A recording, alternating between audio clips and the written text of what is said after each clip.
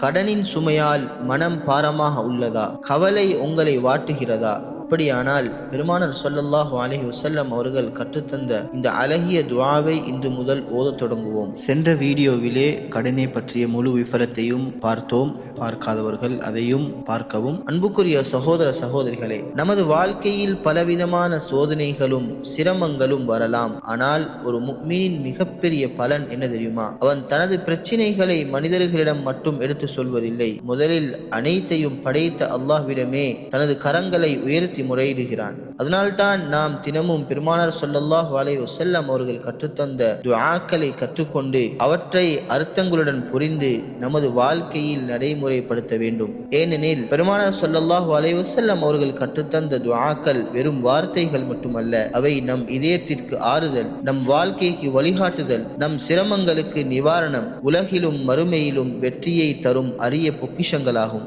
அல்லாஹும்ம இன்னி அஊது பிக மினல் ஹம்மி வல் ஹஸன் வ அஊது பிக மினல் அஜ்ஸி வல் கஸ்ல் வ அஊது பிக மினல் ஜுப்னி வல் புக்ல் வ அஊது பிக மின் கலபத்தித் தைனி வ கஹ்ரிர் ரிஜால். யா அல்லாஹ், கவலை மற்றும் துக்கத்திலிருந்து உன்னிடம் பாதுகாப்பு தேடுகிறேன். இயலாமை மற்றும் சோம்பேறித்தனத்திலிருந்து உன்னிடம் பாதுகாப்பு தேடுகிறேன். கோழைத்தனம் மற்றும் கஞ்சத்தனத்திலிருந்து உன்னிடம் பாதுகாப்பு தேடுகிறேன். கடன் சுமை மிகைப்பதிலிருந்தும் மனிதர்களின் ஒடுக்குமுறைகளிலிருந்தும் உன்னிடமே பாதுகாவல் தேடுகிறேன். இந்த துஆவை பெருமானார் ஸல்லல்லாஹு அலைஹி வஸல்லம் அடிக்கடி ஓதி வந்தார்கள். இந்த ஒரு துஆவிலேயே கடன் சுமையிலிருந்து அல்லாஹ்வின் உதவியை நாடும் அற்புதமான வேண்டுதல் இருக்கிறது. எனவே கடனை அடைப்பதற்கான அனைத்து ஹலாலான முயற்சிகளையும் மேற்கொள்வதோடு இந்த துஆவையும் அடிக்கடி ஓதிக்கொள்வோம். பெருமானார் ஸல்லல்லாஹு அலைஹி வஸல்லம் அவர்கள் கற்றுத்தந்த இந்த அழகிய துஆவை நீங்களும் ஓதுங்கள்.